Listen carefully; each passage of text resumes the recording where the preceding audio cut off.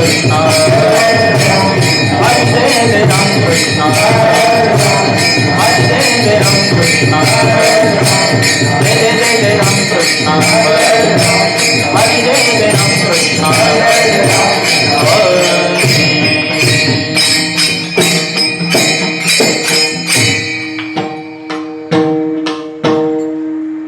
रूप पाहता लोचनी सुख झाले ओ साजनी, रूप पाहता लोचनी सुख झाले ओ साजनी, तो हा विठ्ठल बरमाया, तो हा माधव बरवा, तो हा विठ्ठल बरवाया, तो हा माधव बरवा.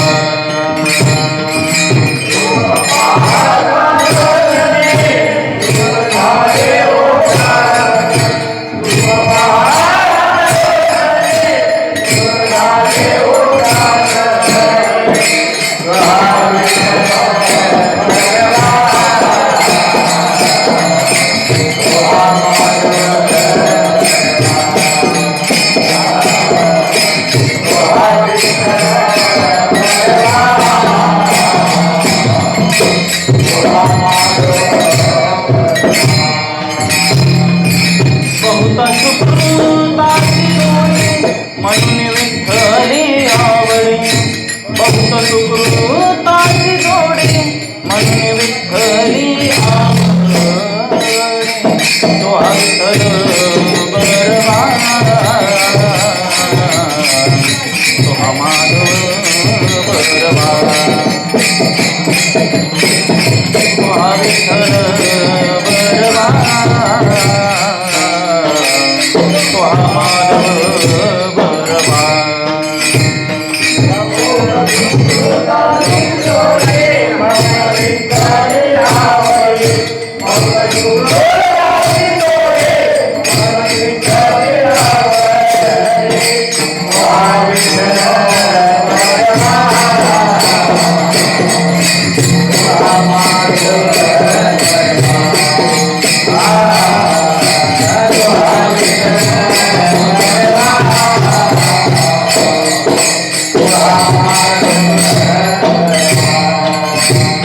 सर्व सुखाचे आधार बाप रघुमान देवीवर,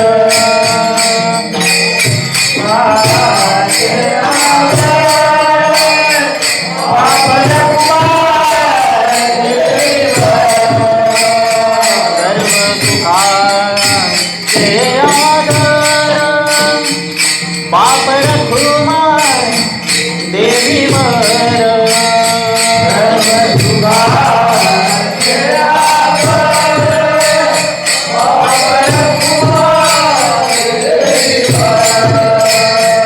सर्व सुखाचे आधार बाप रघुमादेवीवर, सर्व सुखाचे आधार बाप रघुमादेवीवर, तो हा विठ्ठल बरवा,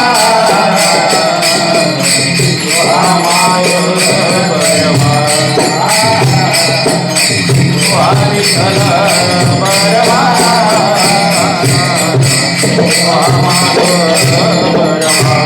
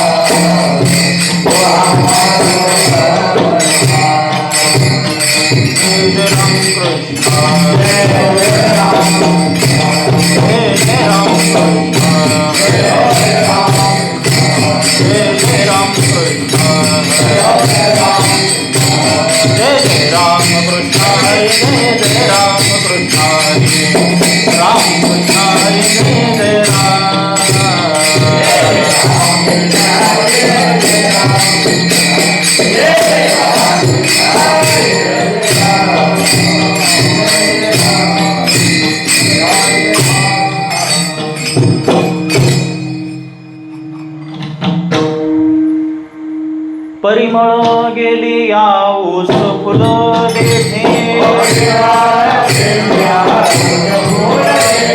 परिमळ गेली या ऊस फुल देठे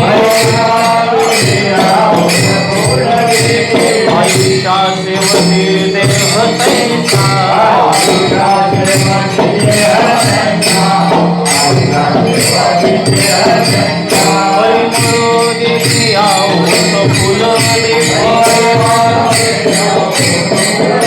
परिमळ गेली या ऊस फुल परिमळ गेली या ऊस फुल आयुष्या सेवते देह तैसा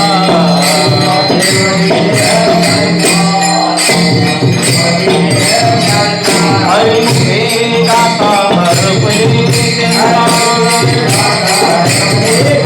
हरिमुखे गाता हरपली जानाई माता जन्म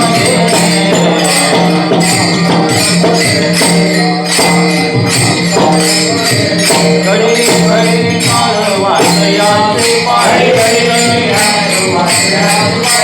घडी काळ वाटयाचे पाय अजून किती आहे अवकाश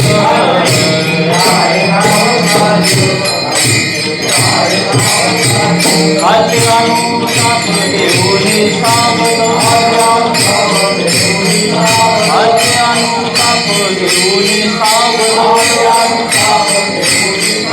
काहीतरी बोध करे मला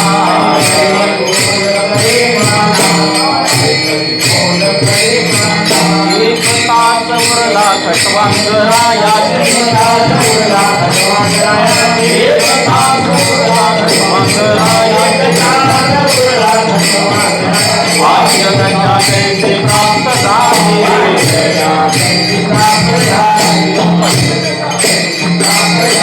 हरिमुखे गाता हरपले चिंता हरिमुखे गाता हरपले जानाई माता जन्म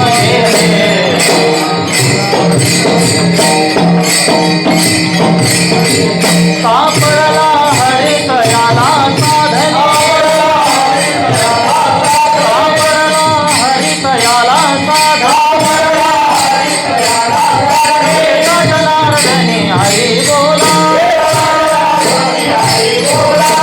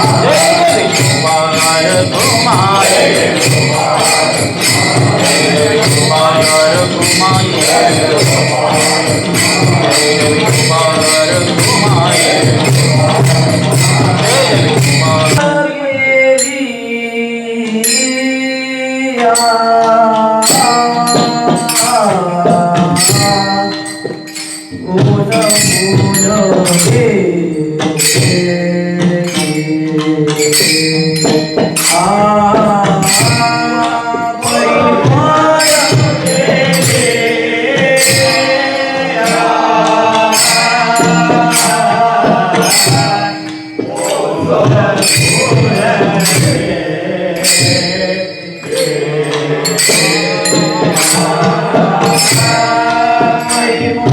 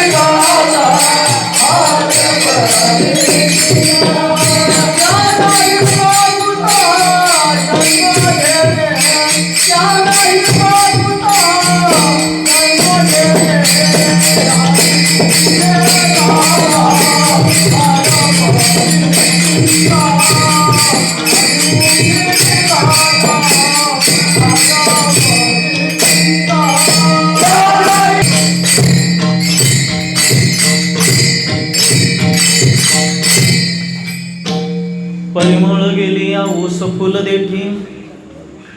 बोलताना इको थोडासा कमी करा. परिमळ गेली या ऊस फुल देठी, आयुष्या शेवटे देह तैसा. हरिमुखी गाता हरपली चिंता, त्या नाही मागुता जन्म घेणे. घडी घडी काळ वाट याची पाहे, अजून किती आहे अवकाश. हाची अनुताप घेऊन सावध, काहीतरी बोध करे म्हणा. एक तास उरला खटवांगरायासी, एक तास उरला खटवांगरायासी. भाग्यदशा कैशी प्राप्त झाली, हरिमुखे गाता हरपले चिंता. त्या नाही मागुता जन्म घेणे. सापडला हरी तयाला साधनी, सापडला हरी तयाला साधनी. एका जनार्दनी हरी बोला, हरिमुखे गाता हरपले चिंता. त्या नाही मागुता जन्म घेणे. प्रस्तुत प्राप्त प्रसंगी शेवेला घेतलेला अभंग सगळ्यांच्या नित्य पाठातला आहे. कारण की आपल्या भागात आपण ज्या फडाचे निष्ठावान वारकरी आहोत, त्या फडामध्ये 2 हरिपाठाची परंपरा आहे, माऊलींचा आणि एकनाथ महाराजांचा. तर एकनाथ महाराजांच्या हरिपाठातील अभंग आहे. सेवेला अभंग घेण्याचं कारण आणि सेवेचंही कारण आपल्या सर्व वारकऱ्यांना ज्ञात आहे. आज वैशाख वद्य दशमी. पहिलं कारण आहे, आज आदिशक्ती मुक्ताबाई यांचा अंतर्ध्यान दिवस आहे. आणि योगायोग असा आहे की ज्या मातोश्रीनं 5 वर्षापूर्वी देह सोडला त्यांचंही नाव मुक्ताबाईच आहे. हा दुग्ध शर्कर योग जसं म्हणतात. मुक्ताबाई धोंडीराम पासके, मुक्ताबाई धोंडीराम पासके ह्या माऊलीचा हा 5वा पुण्यस्मरण सोहळा आहे आणि या पुण्यस्मरणासाठी त्या पुनीत व्यक्तीचं स्मरण आपल्याकडून व्हावं, त्या व्यक्तीचं नवे त्या व्यक्तीने केलेल्या कर्तुबगारीचं स्मरण व्हावं, त्याला पुण्यतिथी लावल्या जाते बरं का. अवांतर भरपूरच जातात, त्यांना पुण्यतिथी लावता येत नाही. पुण्यवान आत्म्याचीच पुण्यतिथी केल्या जाते. आणि आदिशक्ती मुक्ताबाईचाही अंतर्ध्यान दिवस आज आहे. आज तापी तीरावर मोठा उत्सव मानला जातो जळगाव जिल्ह्यामध्ये, मुक्ताईनगर तालुक्यामध्ये.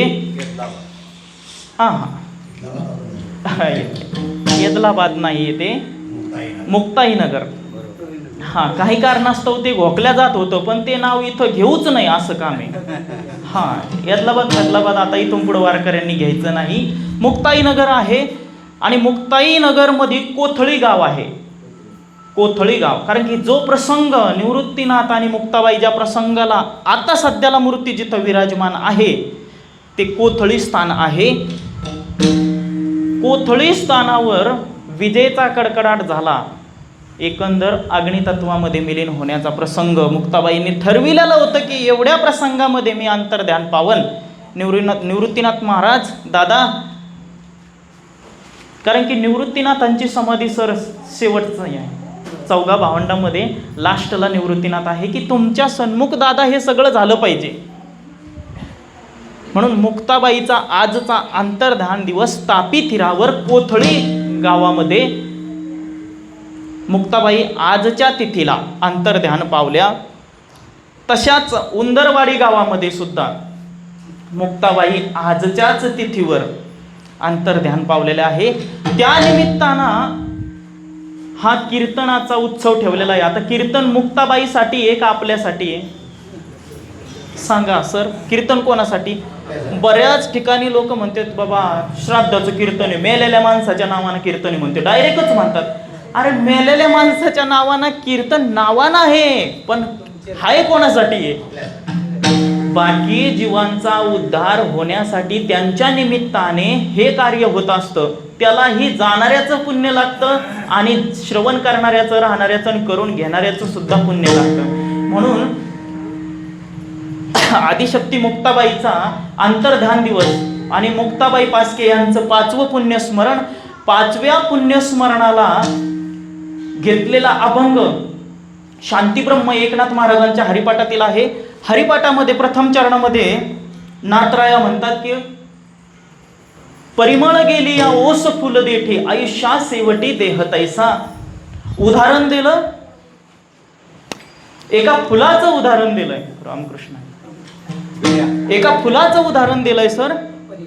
ज्याप्रमाणे फुल सुगंध जर गेला किंवा सुगंधाचा टायमिंग जर निघून गेला तर ते ओस होतंय. ओस होतं म्हणजे काय होतं? फुल फुलाला असतं पण त्याचं सुगंधितपण निघून गेलेलं असतं आणि देठापर्यंत ते कोमजत गेलेलं असतं. त्याचप्रमाणे हे देहरूपी एक फुल आहे. हे जर आयुष्यात आल्याच्या नंतर जर भक्तिहीन झालं तर शेवटला हे फुलाची आणि त्या फुलाची काही वेगळी गती नसती.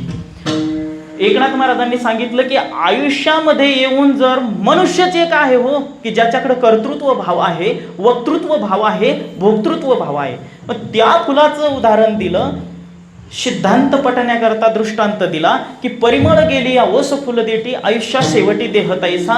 भक्तिहीन जीवन जर झालेलं असलं तर त्या जीवनाला जगण्यात अर्थ नसतो. म्हणून हरिमुखी गाता हरपली चिंता.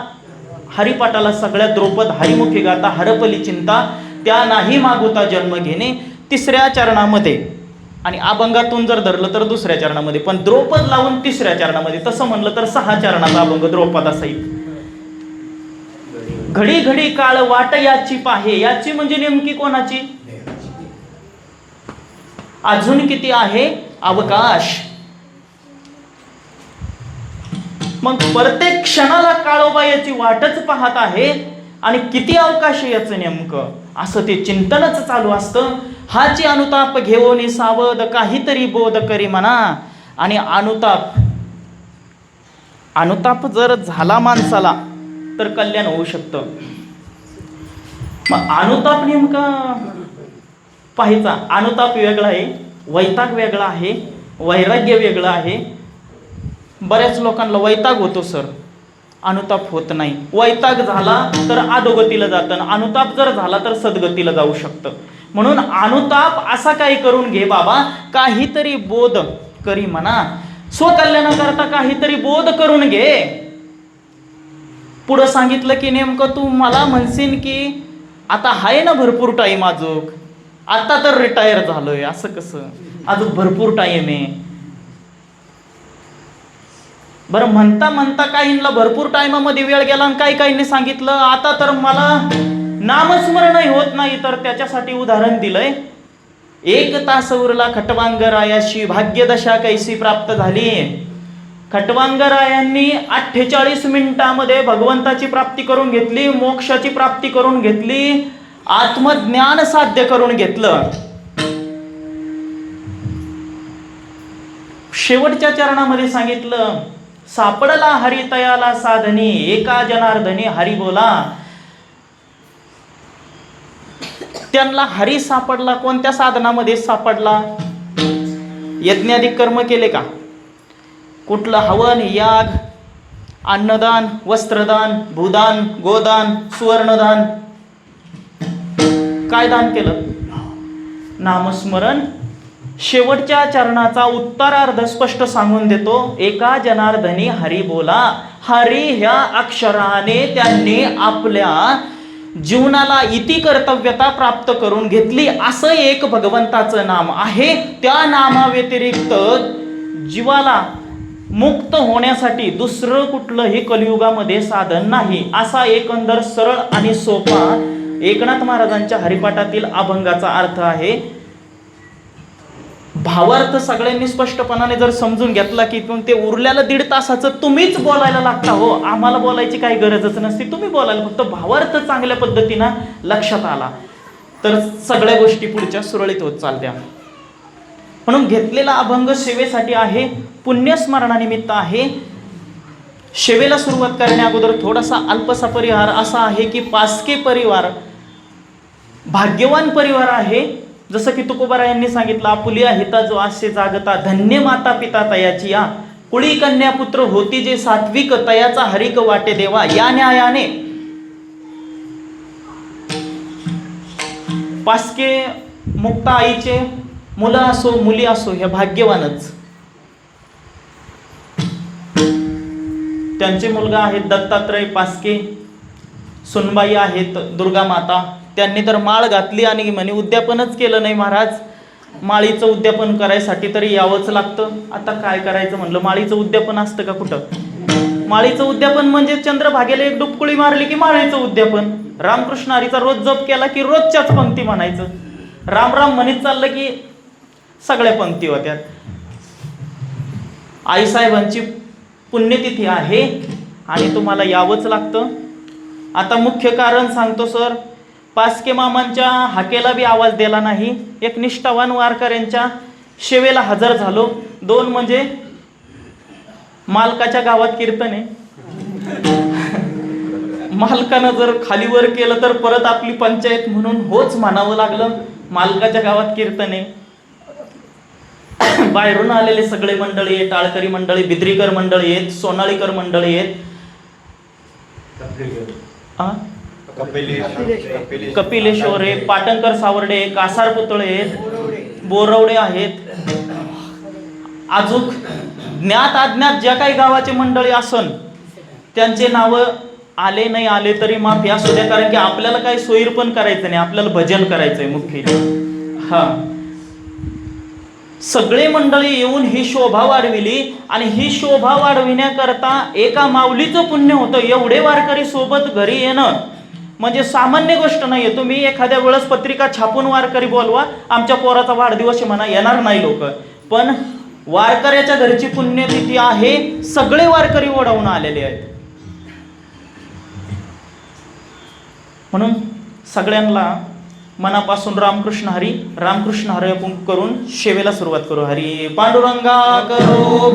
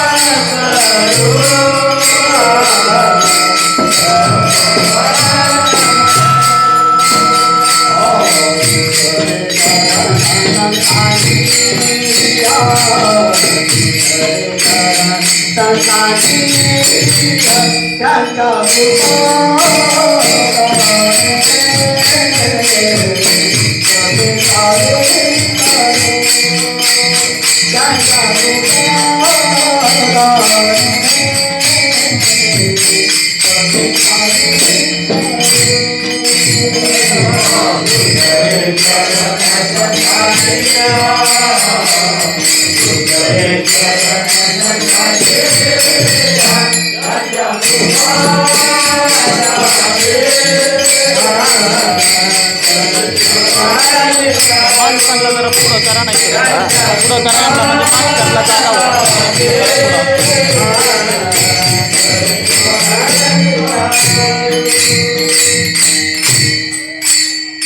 पांडुरंगा करू प्रथम मन दुसरे चरणा संतांची या त्यांच्या कृपादाने कथेचा विस्तारो बाबाजी सद्गुरु दास तुका मुक्ताबाई नमो त्रिभुवन पावनी आद्यत्रय जननी त्रिदेवाचे परिमळ गेले या ऊस फुल देठी आयुष्यात शेवटी देह तैसा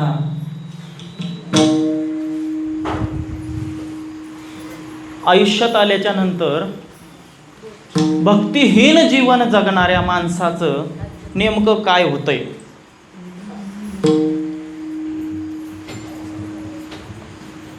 आयुष्यात आल्याच्या नंतर जर नामस्मरण घडलं नाही, सत्संग घडला नाही, भक्ती घडली नाही, वारी घडली नाही, माळ नाही, टाळ नाही, कोणाशी रामराम नाही, श्यामश्याम नाही, अशा मनुष्याचं नेमकं काय होतं?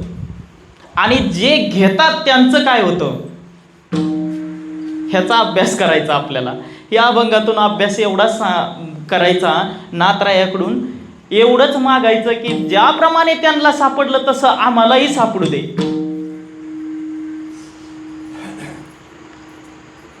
निमित्त कारण आहे. नित्यनैमित्तिक कर्मामध्ये श्राद्धाधिक आपल्या आईवडिलांचं पुण्यस्मरण, श्राद्ध, पक्ष, पितृपक्ष, काही ठिकाणी त्याला पित्तरपाठ म्हणतात, काही ठिकाणी माळाचा महिना म्हणतात. माळ हा पंधरपाठ येतो ना, हा महालय, आणि गावरान भाषेत त्याला म्हाळ केलंय. अक्षय तृतीयाला एक ह्या टायमाला आई वडिलांचं स्मरण करून, आई वडील जर असले तर आजा आजीचं स्मरण करून थोडंसं भजन, पूजन, अन्नदान, सत्संग घडावा. कारण नैमित्तिक कर्मामध्ये स्पष्टपणाने आपल्या हिंदू शास्त्रामध्ये हे वर्णनच केलेलं आहे की गेलेल्या व्यक्तीच्या नावाना किमान 3 पिढ्यापर्यंत तरी तर्पण द्यावं, पिंडदान करावं. काही ठिकाणी पिंडदान जर स्वतः करेल असलं तर त्याच्या नावानं अन्नदान करावं. काही ठिकाणी अन्नदानही सतत चालू असतं. गोरगरीब लोकांना वस्त्रदान करावं. कोणी जर ज्ञानी विद्वान असले तर त्यांनी ज्ञानदान करावं. ज्याला जे करता येईल ते करावं, त्या तिथीवर करावं. कारण की हे जर मानलं नसतं तर आपण तुकोबारायांचे मतं मानणारे माणसं आहे. मतं नाही, तुकोबारायांच्या एका शब्दासाठी प्राण देणारे माणसं आहोत. का? निष्ठावंत वारकरी आहे ना. निष्ठावंत वारकऱ्याने गाथा ज्ञानेश्वरीवर एवढी निष्ठा ठेवावी. एखादा जर दुराचारी माणूस जर येऊन म्हणला ए महाराज, ह्या विहिरीमध्ये उडी टाक, नाही जर टाकली तर मी गाथा फाडतो. उडी टाकून द्यावी, गाथा फाडू नको. का? तितका विश्वास आहे. तुकोबारायांनी स्पष्टपणाने सांगितलेलं आहे की बाबा गयाधिक तीर्थाच्या ठिकाणी तर्पण, पिंडदान ह्या गोष्टी केल्या जातात. का केल्या जातात? तर ऋण असतं आपल्यावर, आपल्या पितरांचं ऋण असतं. त्या ऋणातून मुक्त होण्याकरता गया तीर्थक्षेत्री जाऊन पिंडदान करावं लागतं. गयेला पिंडदान केलं तर अवांतर ठिकाणी करायचं काम नाही. गयेला अजून एक विष्णुपद आहे. गयेला सुद्धा फाल्गू नदी आहे. त्या नदीला श्राप आहे. आपण बरंचसं तिथलं वर्णन करण्यासारखं आहे, तेही बघणार आहे. पण काही माणसं अशी आहेत, तुकोबारायांनी सांगितलं की माझे झाले गया वर्जन, फिटले पितरांचे ऋण. पितृऋण असतं, गुरु ऋण असतं, एक ग्रंथाचं असतं आणि भगवंताचं असतं.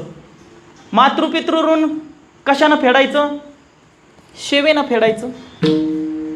ज्याप्रमाणे आपल्याला लहानपणामध्ये त्यांनी अगदी तळहाताच्या फोडासारखं सांभाळलं, त्याचप्रमाणे उत्तर वयामध्ये त्यांनाही आपण तळहाताच्या फोडासारखं सांभाळणं. मातृपितृ ऋणातून मुक्त. गुरु ऋण असतं, गुरुनं दिलेली विद्या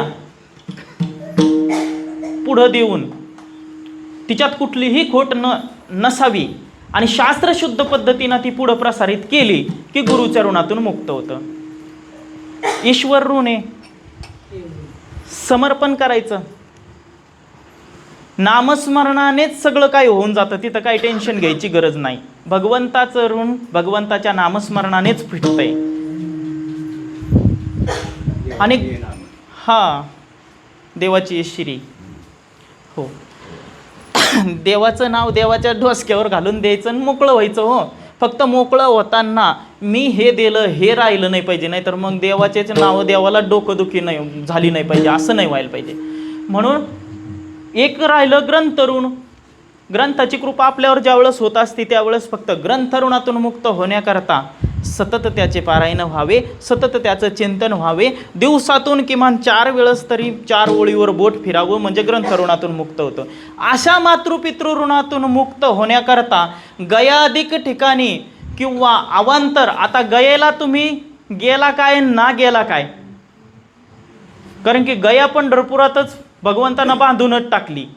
त्यामुळं चंद्रभागेला महिन्याला येतात, वर्षाला येतात, काही 6 महिन्याला येतात. त्यामुळं गयेला विशेष जाऊन पिंडदान करण्याची गरज नाही. आणि त्यातल्या त्यात गावामध्ये सुद्धा विशेष माता पिताच्या ऋणातून मुक्त होण्याकरता सत्संग घडतो. ही भाग्याचीच गोष्ट आहे. विठ्ठल विठ्ठल विठ्ठल विठ्ठल.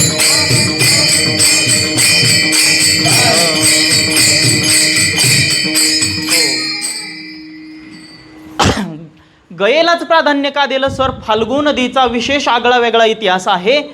फाल्गू नदीला राजा दशरथाचं श्राद्ध करण्यात आलं. दसपिंडचा विधी जो असतो, दसक्रियाचा विधी असतो, दहाव्याचा जो विधी असतो, तो फाल्गू नदीच्या तीरावर प्रभू रामचंद्रांनी करण्याचं नियोजन केलं.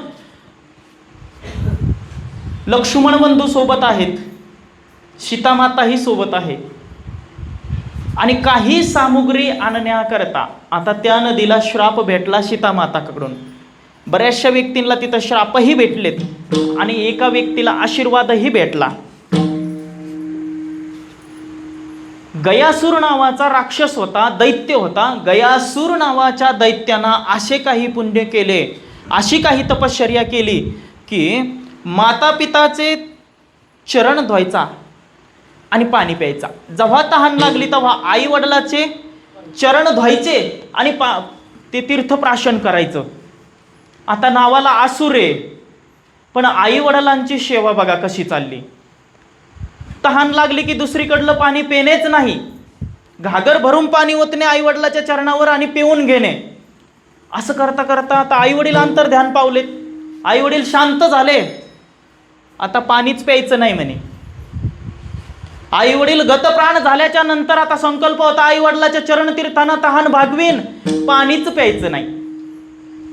डोळे लावून बसला आणि श्वास थांबविला. सर, ह्या आई वडिलाच्या सेवेमुळं ब्रह्मांडातला श्वास थांबला.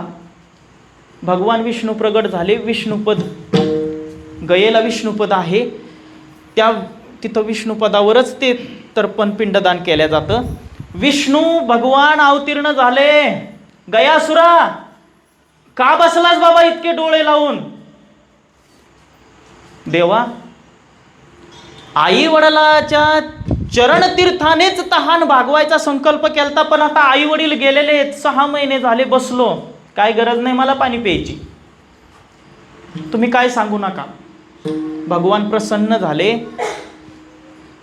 गयासुरा, अरे एवढं आसुर असून मोठं कार्य केलं, काय मागायचं ते माग. तिथं एकच मागितलं, देवा द्यायचं असन तर आजपासून माझ्या नावाहूनच या तीर्थाला नाव द्या, गया तीर्थ करा.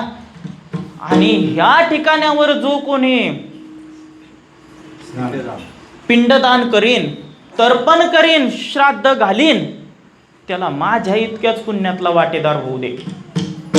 आणि त्यांचे जर कोणी ज्ञात अज्ञात जर कोणी नरकाला गेले असतील, कोणी प्रेतत्व योनीला प्राप्त झाले असन, तर त्यांना मोक्षगती प्राप्त होऊ दे. आता 42 पिढ्यापर्यंत मागितलं महाराज, 42 पिढ्यापर्यंत. कोणीही 42 पिढ्यापर्यंत नरकाला गेलेला असन, अधोगतीला गेलेला असन, प्रेतत्व योनीला प्राप्त झालेला असन, तर त्यांना मोक्ष देण्याचं काम भगवंता तुम्ही करायचं, असे मी वर मागतो. भगवंतांना तथास्तु केलं. तिथंच ते गयासूर नावाहून गया झाली. आणि त्या गयेमध्ये पिंडदान केलं रे केलं की पितरांचं ऋण फिटून जातं, असं तुकोबारायही सांगतात. प्रभू रामचंद्राने राजा दशरथाचं पिंडदान गयेच्या ठिकाणी केलं. गया म्हणजे त्या नदीला नाव नाहीये, त्या स्थानाला, क्षेत्राला नाव आहे गया. आणि नदीचं नाव आहे फाल्गू. त्या नदीचं पाणी वरून वाहत नाही सर, ते वाळूच्या आतूनच वाहतं. ज्यांनी ज्यांनी 2 धाम केले त्यांना माहिती आहे. फाल्गू नदीचं पाणी आतून प्रवेश करून वाहतं. सीता मातांना श्राप दिला, तुला मी श्राप देते, माझी खोटी साक्ष देतीस ना तू, तर तुझं पाणी वरून कधीही वाहणार नाही. किती बी पाऊस पडू द्या, तिथं पूर येत नाही, खालूनच पाणी वाहणार. तुळशीला सुद्धा सांगितलं की तुझी तुळस तिथं उगणार नाही. आजही गयेमध्ये बाहेरून माती नेऊन कुंड्यात तुळशी लावतात, त्या मातीत तुळस उगणार नाही, स्पष्टच सांगून दिलं. सीतामाताने 4 जणांना तिथं सांगूनच दिलं. ब्राह्मणाला, आपल्या इकडल्या नाही बरं का, महाराष्ट्रातल्या नाही, तुम्ही माझ्या इथं उशालाच येऊन बसलेले, आपल्या महाराष्ट्रातल्या ब्राह्मणाला नाही दिला श्राप, तिकडल्यात दिला, मध्य प्रदेशच्या आणि उत्तर प्रदेशच्या. ब्राह्मणाला सांगितलं, तू मंत्र विकशीन आणि दोम करशील तरी कितीही कमवशील, समाधानी राहणार नाही. तुळशीला सांगितलं की ह्या क्षेत्रामध्ये तुझं रोप अंकुरच पडणार नाही. फाल्गू नदीला सांगितलं तुझा प्रवाह वरून कधी वाहणार नाही. आणि वटवृक्षाला मात्र आशीर्वाद दिला की महाराज इथं आल्याच्या नंतर तुम्हाला प्रदक्षिणा घातल्याशिवाय कोणाचीच वारी पूर्ण होणार नाही. म्हणून तिथं गेल्याच्या नंतर कोणताही वड दिसला की त्याला प्रदक्षिणा घालूनच मागं येतात. असं तीर्थक्षेत्र आहे गया. त्या गयेला जाऊन पिंडदान करण्याची वारकरी संप्रदायाला गरज नाही. तुकोबाराय स्पष्ट सांगतात की बाबांनो, तुम्ही हरिभजनामध्ये समर्पण केलं रे केलं की माझे झाले गयावर्जन, फिटले पितराचे ऋण. तुम्ही मनातून समर्पण करा, भगवत भक्तीमध्ये लोटून द्या. काय जे आपले कामधंदे असन ते शास्त्रशुद्ध पद्धतीनं करा. तुम्हाला घरच्या घरीच पितरांचं ऋण फेडण्याचं साधन तुकोबारायांनी सांगून दिलं. म्हणून नित्यनैमित्तिक कर्मामध्ये ही माऊली पुण्यवान आहे की तिचे मुलं मुली हे महद कार्य करतायत. कारण की माता पितरांच्या ऋणामधून मुक्त होण्याकरता सेवा करून तर झालं, पण गेल्याच्या नंतरही ही सेवा घडती. याच्यापेक्षा अजून पुण्य दुसरं कोणतं हो महाराज? पण काही लोक असे आहेत त्यांना श्राद्ध माहित नाही, पिंड माहित नाही. कोणता जोडा सांगतात तुमच्या इकडे? तो जोडा जेवायला सडा जोडा. सडा जोडाच मुख्य चुकीचा बसलेला आहे. सडा जोडा चालत नसतो गृहस्थी माणसाला जेवायला. सड म्हणजे काय? ज्याला लेकरू बाळ नाही त्याला सड म्हणतात. हा सडा जोडा कसा सांगायचा? ती प्रथा पडली, उलटी पडली. सडा जोड्याचं नाही. सडा जोडा कशाला म्हणतात? की ज्यांना मुलबाळ झालंच नाही त्यांना सडा जोडा म्हणतात. लोक सडाजोडा जेऊ घालतात, त्याला 4-5 लेकरं असतात, त्याला बी सडाजोडा नाव देऊन त्याचे पाय धुतात आणि जावा खांदाळून. सडाजोडा जे निपुत्रिक असतात त्यांना सडाजोडा जेऊ घातला जातो. अवांतराला जोडा, सवाशीन आणि व्यक्ती दोघं नवरा बायको पती पत्नी ते सवास अंगाने आले पाहिजे. सवास अंग म्हणजे हे दोघं फुलं असून त्याच्यावर त्यांची उत्पत्ती पुढे आहे, त्याला सवास अंग म्हणतात, त्याला सवाशीन म्हणतात. जिची ऊस काय म्हणते कूस उगली तिला सवास अंग म्हणतात, तिला सवाशीन म्हणतात. जी आपल्या पतीसोबत आलेली आहे तिला सवाशीन म्हणतात. सडी तिला नाही म्हणत, जिची कूस उगली नाही उजवली नाही तिला सडी म्हणतात. सवाशीन असती पण सडी असती म्हणून सडा. ते असो तुमचा भाग राहिला, ते काय आपल्याला गरज नाही, पण सडा जोडा नाही म्हणायचं, डायरेक्ट सांगायचं मग लक्ष्मीनारायण जेऊ घातले. उद्यापासून लक्ष्मीनारायण जेऊ घालायचे. विठ्ठल विठ्ठल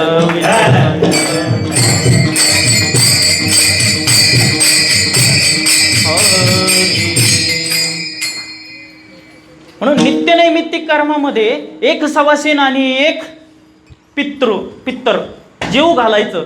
तुकोबाराय म्हणतात काही माणसं एवढे चिकट आहे की ते सवासीन जेऊ घालीत नाही आणि पित्तरही जेऊ घालीत नाही. एवढा प्रपंचाचा पॅक नटावर नट बळकून एवढा तो पक्का झालेला असतो प्रपंचाचा पिल्लर की पायचंच काम नाही. तो बायकोलाच म्हणतो बाईल सवाशीन आई आपण पितराच्या ठाई. बायकोलाच म्हणतो आता अगं बाहेरले लोक कशाला जेऊ घालायचे, अर्धा किलो तांदूळ जाते ना, ते कशाला जेऊ घालायचे. तेल महाग झालं, चटणी महाग झाली, तेल तर आता 160 वर जाऊन आग धडकली म्हणतो. डायरेक्ट 160 रुपये लिटर तेल झालंय खायचं. 80 रुपये किलोचे तांदूळ आणतोय मी आणि आता बाहेरले माणसं कशाला सांगायचे. मग तो बायकोलाच म्हणतो बाईल सवाशीन आई. गात्यामध्ये अभंग आहे सर 130-40 क्रमांकालाच आहे सुरुवातीलाच. बाईल सवाशीन आई आपण पितराच्या ठाई आणि मीच माझ्या बापाच्या नावानं पित्तर जेवतो म्हणतो. घरातल्या घरातच आपणच जेव, कशाला लोकांना बोलवायचं. असे जर एकल खुरे आणि चिंगू जर पोटाला आले तर सांगा समजून घ्यायचं. मग तुकोबारायांच्या भाषात थोडंसं वेगळं प्रमाण आहे, ते मी इथं म्हणूच शकत नाही, तुम्ही तुमचं समजून घ्या. विठ्ठल विठ्ठल.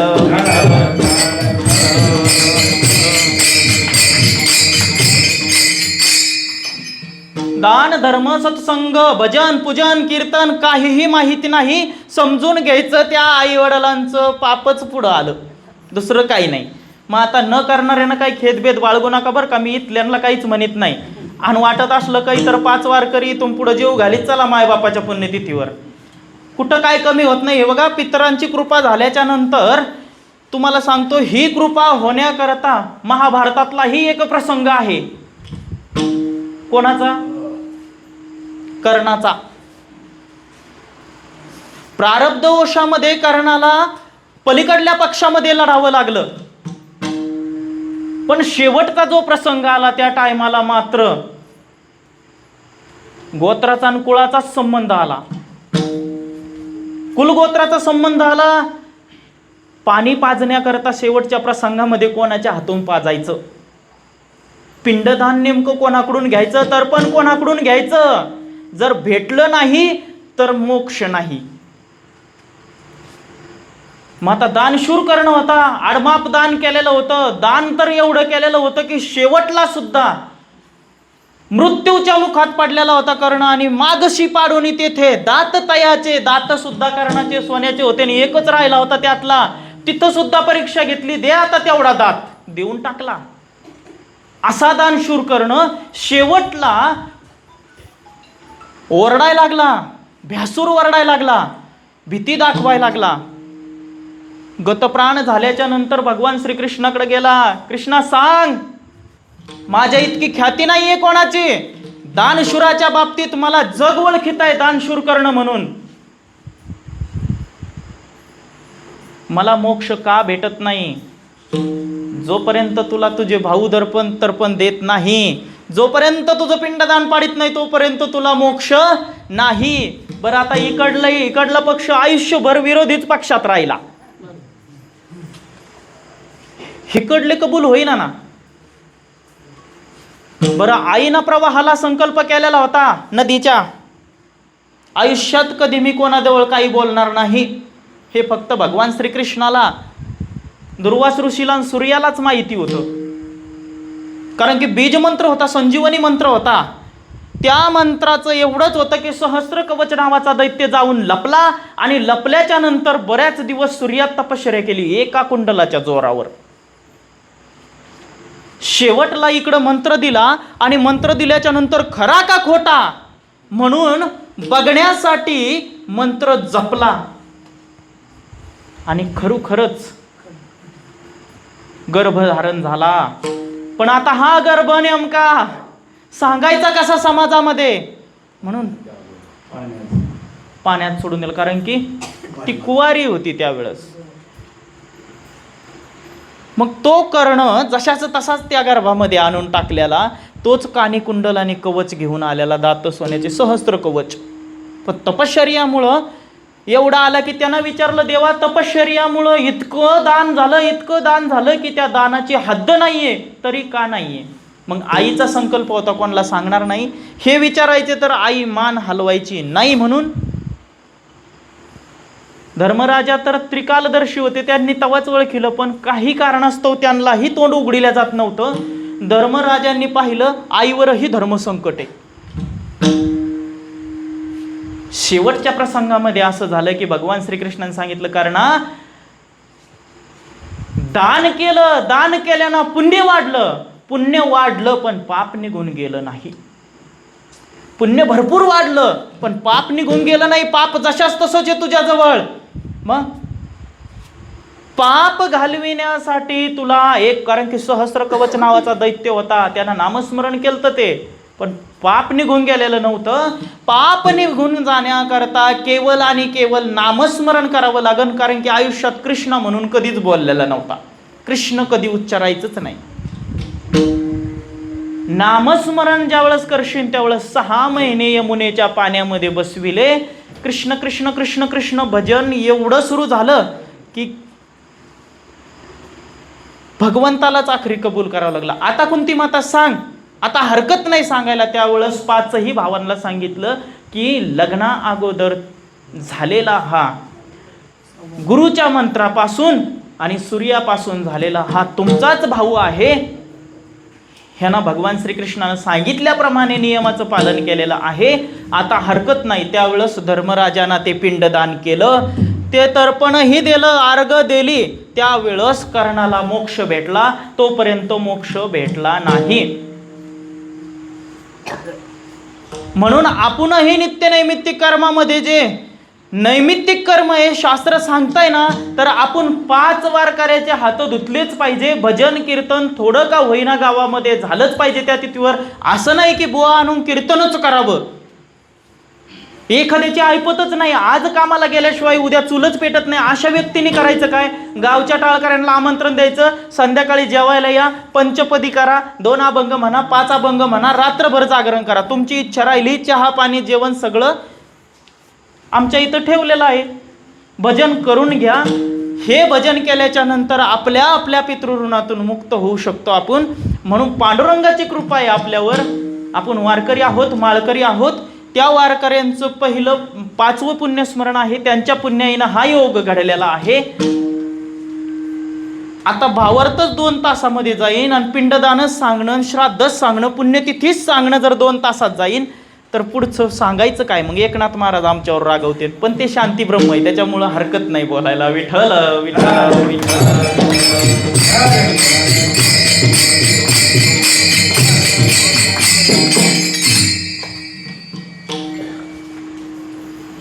मनुष्य जन्माला येतो, समान पाप पुण्य घेऊन येतो. थोडं जर कमी झालं तर पशवादिकांच्या योनीला प्राप्त होतो. थोडं जर जास्त झालं तर देवादिक योनीला प्राप्त होतं. आणि समान झाल्याच्या नंतरच मनुष्य योनीला प्राप्त होतो. देवाकडे सुद्धा पाप आहे,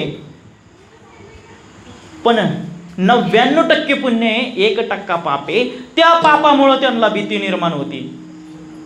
मग पुण्याची पाऊटी सरे, सवेची इंद्रपणाची उटी उतरे, येऊ लागे माघारे मृत्यू लोका. मग 1% का होईना पाप आहे ना, त्या पापाचं फल काय? परत ते पुण्य संपलं, पुण्याचा क्षय झाला की मृत्यू लोकात यायचं, परत पुण्य कमवायचं.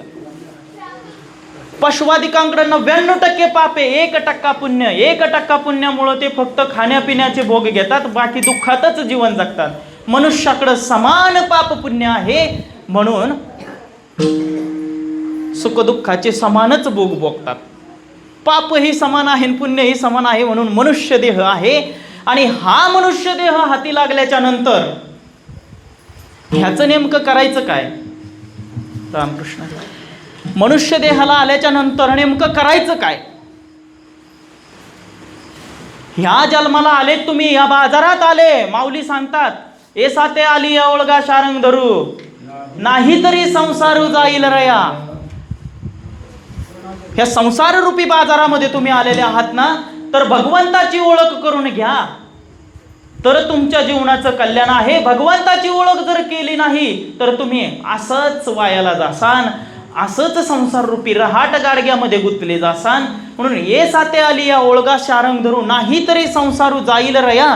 आणि ज्याला तुम्ही गुंतवून बसले ना, कवनाचे मायबाप कवनाचे गणगोत, मृग जळवत जाईल रया. विषयाचे समसुख बेगडाची बाहुली, आभराची सावली जाईल रया. आणि ज्याचं तुम्हाला भ्रम घुसलाय ना, ते तरी कसं आहे?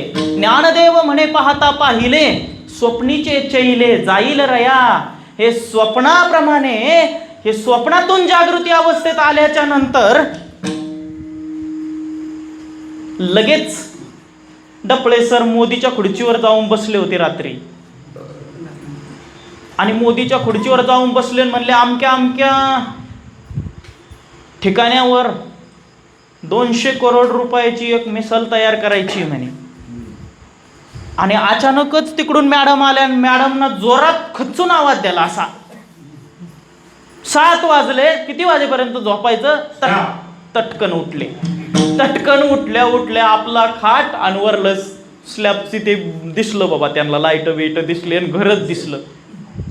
स्वप्नातून उठल्याच्या नंतर ते पण जसं निघून गेलं, त्याचप्रमाणे आत्मस्वरूपाचं यथार्थ ज्ञान एकदा झालं रे झालं की या संसारातून माणूस चटकन बाजूला जातं. विठ्ठल विठ्ठल विठ्ठल.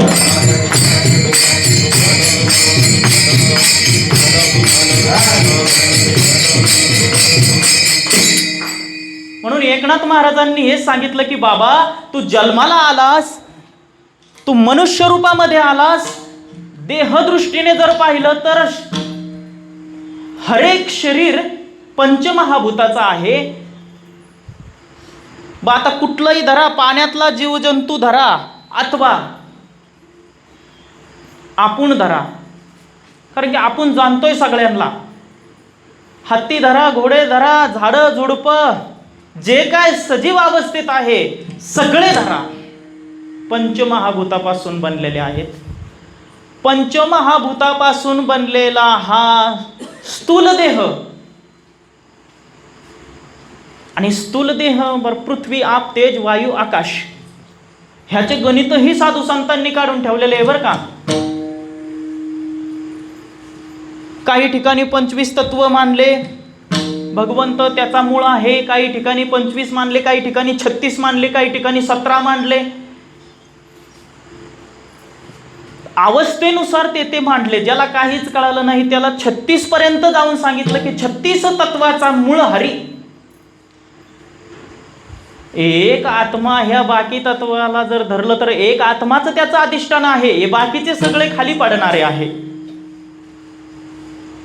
काही ठिकाणी 25चा अभ्यास सांगितला, काही ठिकाणी 17चा अभ्यास सांगितला. त्या स्थूल देहाला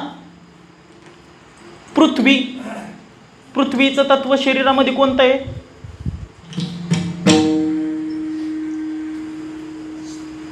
अस्ति, हाड, मांस, त्वचा, रोम, नख. नख, केस, मांस, चमडा आणि हाड पृथ्वी तत्वाचे आहेत. जलतत्वाचं काय हो? रक्त, लाळ, वीर्य, 3 जलतत्वाचे आहेत. अग्नी तत्वाचे जठर अग्नी, नेत्राधिक इंद्रियांची शक्ती, नाडा नसातला गरमपणा, नाही तर ते थंड झालं की सगळंच थंड. अग्नीचे तत्व आहेत, आकाशाचे तत्व. अवकाश, जिथं जागा मोकळी त्याला अवकाश म्हणतात, जिथं पोकळी त्याला जागा मोकळी त्यालाच अवकाश म्हणतात. अवकाशच नसतो सर तर वाणी निघली नसती, बोलणं चालणं व्यवहार हलणं डुलणं झाला नसता. आणि 5वं तत्व आहे वायू तत्वाचं, त्याच्यातही पंचप्राण आहे, प्राण अपान व्यान उदान समान. 5 प्राणाचे परत 5 कार्यही आहेत, प्रत्येक प्राणाचं वेगवेगळं कार्य आहे. असं मिळून काही ठिकाणी 17 मन बुद्धी, पंचज्ञानेंद्रिय, पंचकर्म इंद्रिय, पंचप्राण, मनबुद्धी, 17 तत्व. काही ठिकाणी 1, 3, 5 मेळा 25चा 36 तत्वाचा मूळ हरी. स्थूल देहाच्या दृष्टीने जर पाहिलं तर एकच असं हे मॉडेल आहे, हे लास्टला बनलेलं आहे सर. आपल्याला वाटतं आता नवे नवे प्राणी येऊ राहिले, नवे नवे प्राणी नाहीये, शेवटला निर्माण झालेला फक्त मनुष्यच. मनुष्यानं असा काही देवाला धडा शिकला की देवाला इथून पुढं करण्याची काही इच्छाच निर्माण झाली नाही. मनुष्यच एक असा झाला सर, काय म्हणते, काम सरण वैद मरो, अशा पद्धतीचा मनुष्य निर्माण झालेला पाहिला. देवाला वाटलं, ब्रह्मदेवाला वाटलं, भगवान विष्णूला वाटलं, शंकर भगवानाला वाटलं की आता हे काम सरण वैद मरो जर हे करतो, याच्यापेक्षा पुढच्या जर क्वालिटीचा याच्यापेक्षा वेगळा निघला तर अजून आपली पंचायत व्हायची.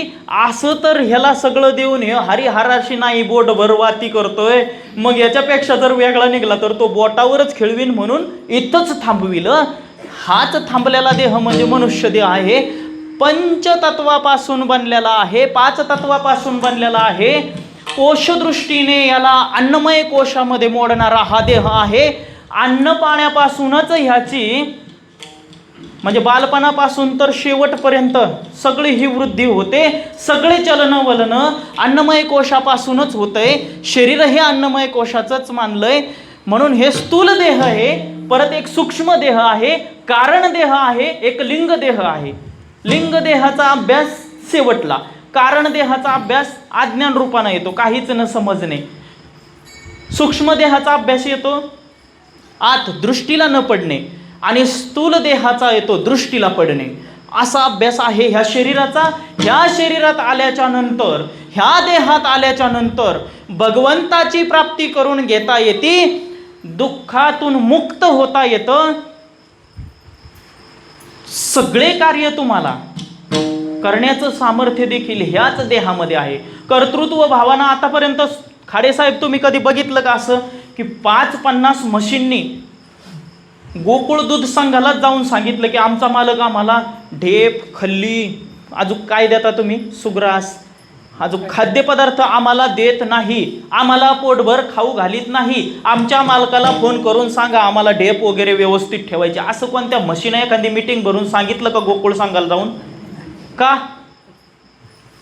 नाही सांगितलं? कर्तृत्व, भोक्तृत्व, वक्तृत्व ह्या गोष्टी 3ही माणसाकडेच आहे. आता नुसतं गावामध्ये 3 दिवस राशन लेट येऊ द्या, अख्खच गाव तालुक्याला राशन नाही आलं, राशन नाही आलं, राशन नाही आलं, तांदूळ कमी आले, ह्या डावाला 2 महिन्याचे एकदा दिलं, अख्खाच तालुकाच जिल्ह्यात ठिकाणावर आमच्या तालुक्यात राशन नाही आलं. का? हे करण्याचं सामर्थ्य कर्तृत्व भावना, वक्तृत्व भावना आपल्याकडेच दिलं. तुम्ही म्हणसान महाराज आपलं आपलं आपलं लावून धरता, तुम्ही सगळे देह पंचमहाभूतातूनच बनले, बाकीच्यांना का दिलं नाही सर? बाकीच्यांचा विचार केला, तुम्ही भूतपलित मानता, भूतबाधा मानता. भूतबाधा माऊलीच्या आरती म्हणतात ना, पळे भूतबाधा बेने ते आहेच. मग आतापर्यंत रोडला किती कुत्रे मेलेत, त्यांचं भूत का नाही झालं?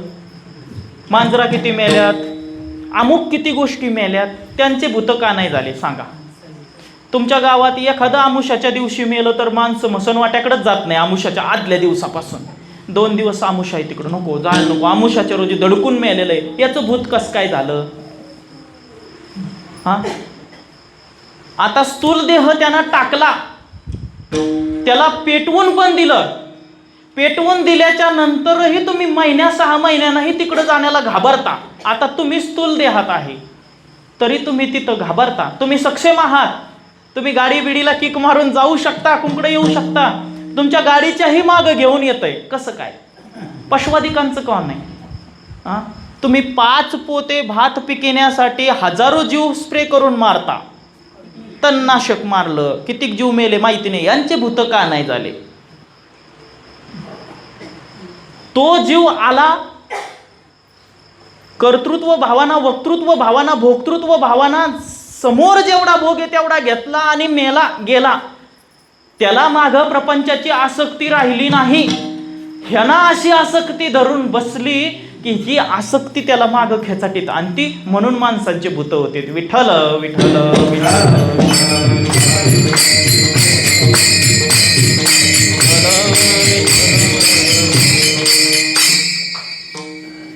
म्हणून एकनाथ महाराजांनी पाहिलं की बाबा प्रपंचात तू दाट शिरलेला आहे, देहादिक वस्तूंची तुला इतकी आसक्ती जडलेली आहे की ती थोडा सुद्धा त्याग करायला तयार नाहीस, स्वकल्याणाकरता थोडे सुद्धा प्रयत्न करायला तयार नाहीस.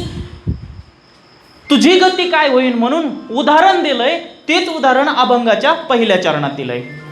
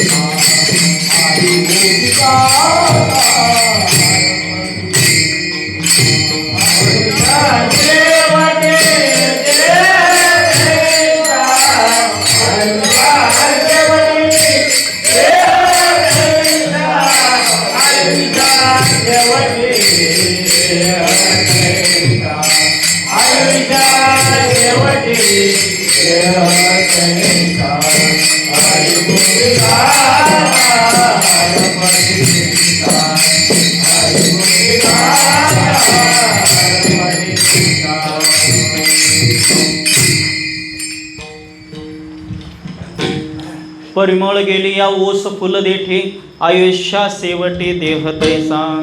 तू ज्या देहाला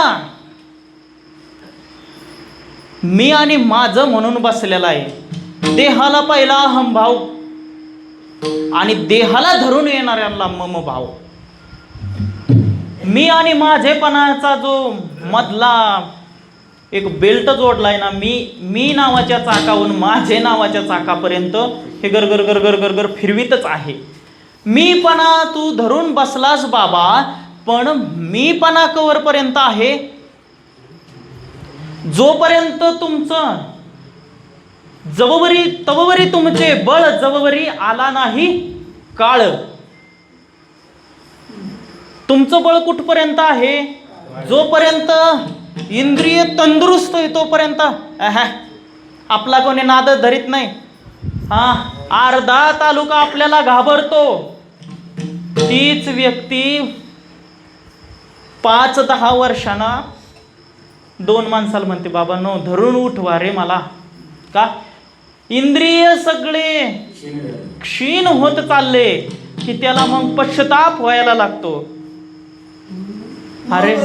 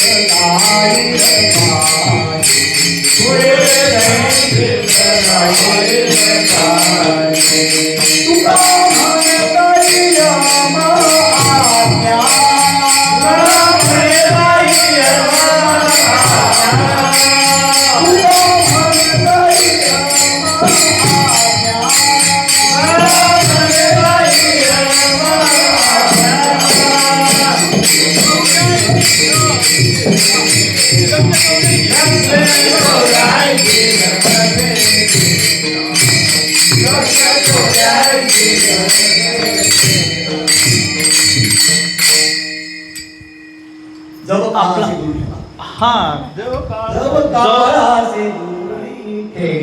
काळ हा पण काळ काळ काळ काळ म्हणजे नेमकं काय? बरेच लोक म्हणतात काळ आला पण काळ नेमका काय? काळ जोपर्यंत लांब आहे तोपर्यंत दुरी ठेला तोपर्यंत तुम्ही हा पण ते आल्याच्या नंतर का गेल्याच्या नंतर का जायच्या अगोदर का जायच्या नंतर बऱ्याचशा लोकांना वाटतं जोपर्यंत तुमचं काय हात चालावया पाय ते तीर्थयात्रेसाठी सांगितलं. पण नामस्मरणासाठी जोपर्यंत बाबा सगळं वातावरण अनुकूल आहे, तुझी ठरलेली जी आयुष्याची गणना आहे ती ही अजून दूर आहे, ह्या मधल्या टप्प्यामध्ये तू आपलं कल्याण करून घे. नाही तर मग 84 लक्ष योनीमध्ये फेरा गटकाळ्या खाल्ल्याशिवाय तुला सुट्टी नाही. 84 लक्ष योनी मधलं ते रहाट गारग्याचा खेळ, हो कोणतं गाडगं पहिलं फिरतंय आणि कोणत्यात मी गुंतलोय हे मोजीत जर बसलं तर पहिलं कोणतंच कळत नाही. तसं 84 लक्ष योनीमध्ये सर एका जन्मामध्ये एक पाप फेडण्याकरता एक जन्म घ्यावा लागतो असं कौमुद नावाच्या ऋषींनी सांगितलं. तर मग एका जन्मामध्ये किती पाप होत असते? तेवढे पाप फेडण्याकरता जर त्या जन्माला जर 1,00,000 पाप करेल असले तर 1,00,000 वेळेस हाय याच्यातूनच जन्म घ्यायचा. ते करतानाही ते क्रियामान वेगळंच पुढचं, ते वेगळं क्रियामानही वेगळं, त्याच्या पुढून सर चक्रव्याड व्याजानं पुढं पांगत चालतंय. त्याच्यामुळं मनुष्य जन्म हाती लागलेला आहे ना, तर ह्याला तू मी करता भोगता म्हणूस तर ह्याचा करता भोगता दुसरा कोणीतरी आहे आणि त्याच्या सत्तेनं हे सगळं चालतं असं जर म्हणला तर नक्कीच तुला त्या मार्गाला जाण्याची वाट भेटणार. मग मीपणाचा भाव कुठपर्यंत राहतो माणसाला? घरात आल्याच्या नंतरही तुकोबारायांनी सांगितलं सर तुम्हाला ती मस्ती आणि ते बळ एक असतं, गेली वीरसरी मग त्यासी रांड मारी मग नये तैसी सत्ता गेली मागील अनिता. कवर तुमचं ते पण आहे तोवर, आणि जेव्हा तुमचं जर व्यावहारिक दृष्ट्या असं आहे तर मग आता लक्षणा दृष्टीने पाहायचं. हे ह्या देहामध्ये इथं करायला गोड वाटतंय पण हे तिकडं भोगण्यासाठी एवढं विचित्र पद्धतीनं भोगावं लागतं. मग तिथं कोणही नसतं. मग मृत्तिका कवळी एकले मेळी संचिताचे माझे सुहित नेनती कोणी. तुकोबाराय म्हणतात मी पार मातीत लोळतो काय, केस जोडितो काय, तोंड आपटितो काय, रडतो काय, हाका मारतो काय, कोणाचंही कोणाला ऐकू येत नाही आणि एकट्याचाच मेळ घालून द्यायला असतो तिथं. का संचितातला सांगितलंय साठाच तू तसा केला बाबा, तू सोबतची शिदोरीच तशी आणली, तुला एकट्यालाच आता कितीही बोंबललं कितीही बोंब ठोकली तर कोणीही तुझं ऐकणार नाही. ज्या टायमाला तुला बोलायचं होतं त्या टायमाला बोलला नाही, ज्या टायमाला नामस्मरण करायचं होतं केलं नाही, कोणाला राम राम घातला नाही, कोणाला श्याम श्याम घातला नाही, कोणाला रामकृष्ण हरी नाही, भजन नाही, पूजन नाही, कीर्तन नाही, काही नाही. आता एकल्या मेळी संचिताचे संचितामधलं साठ्यातलं तुला भोगायला आलेलं हे पातके करिता पुढे आहे पुसता, काय उत्तर देता होशील तू, अनेक यातना यम करविल कोण सोडवीन तेथे तुझला. स्पष्ट एकनाथ महाराजच सांगतात मागच्या अभंगामध्ये की बाबा आता पाप करायला तुला गोड लागतंय, पण हा स्थूल देह टाकल्याच्या नंतर तुला सूक्ष्म देहानं सगळं काही भोगायला लागणार, यमयातना होणार. त्या टायमाला तू ओरडशील, आवाज देशील, पण तुझं कोणी ऐकणार नाही. त्या टायमाला टाइम निघून गेलेला असन. म्हणून टायमातच सगळं माणसानं करावं. तुकोबाराय म्हणतात, मांडवाच्या दारा पुढे आणीला म्हातारा, अजूक म्हणावंच लागन काय. म्हणे नवरी आणा रांड जाळा, नवऱ्याचे तोंड समय न कळे काय उचित या वेळे. 80 वर्षाला जाऊन ठेपला आणि आता तो लग्न करायला निघला. मग आता ते काय करायचं? अहो हे आग लावायचंच काम म्हणावं, तोंड काळं करण्याचंच काम म्हणावं. समय न कळे काय उचित या वेळे. म्हणून टायमातच त्या गोष्टी केल्या तर त्या फलद्रूप होत असतात. तसं हा देह भेटला आणि हा देह भेटल्याच्या नंतर ह्याला जर टायमामध्येच जर सगळं खत पाणी व्यवस्थित घातलं तर याचा रिझल्ट व्यवस्थित येणार. नाहीतर मग कोल्या कुत्र्याच्या गिनतीमध्ये जीवन होणार. शेवटला इथंच नरक भोगून जाणार. नरक काय दुसरीकडे नसतो सर. नरकाची एक ठेवण आहे ओळखायची. नरक आणि वैकुंठ किंवा स्वर्गदारा. सर नरक म्हणजे काय? याच ठिकाणी रक्त, आळ्या, पू, विष्ठा एकाच हाताने खाणे आणि एकाच हाताने भरणे म्हणजे समजायचं नरकाला गेला. रात्री भजनावून आला हो, रात्री भजनावून आला, आम्ही बोलत बोलत आलो ना, आणि सकाळी काकड्याच्या टायमात असं झालं, समजायचं वैकुंठ, स्वर्ग प्राप्ती झाली. कोणालाही आपली सेवा न देता देह त्याग करणे, भगवंताचं नामस्मरण त्या काळामध्ये येणं, ज्याच्या मुखातून येईन की समजायचं ह्याला स्वर्ग प्राप्त झालेला आहे. ज्याच्या मुखातून नाम येत नाही समजून घ्यायचं की हा नरकाला गेलेला आहे. विठ्ठल विठ्ठल विठ्ठल.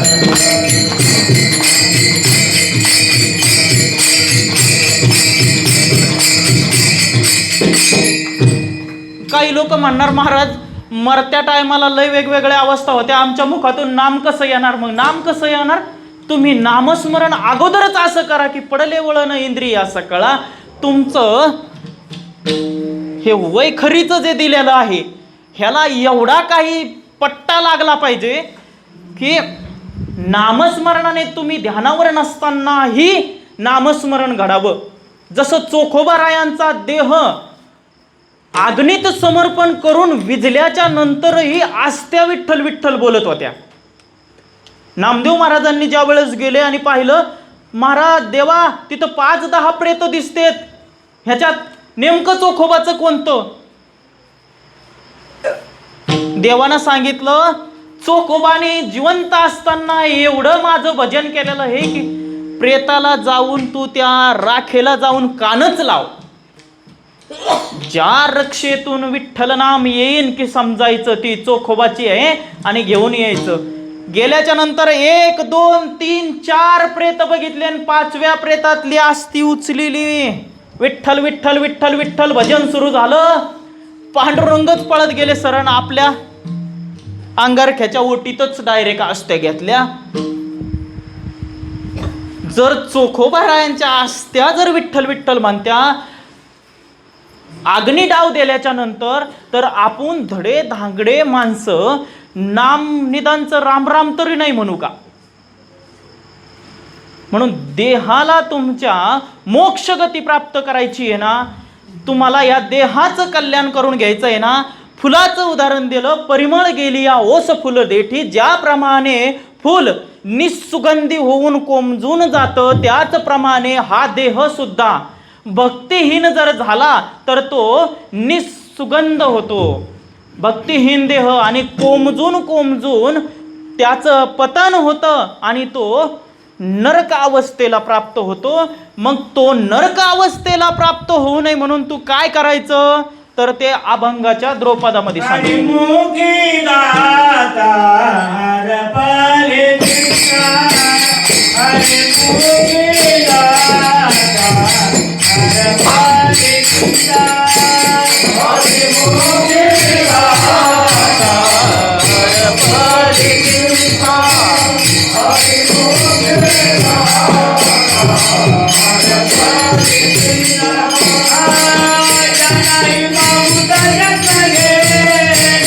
Jai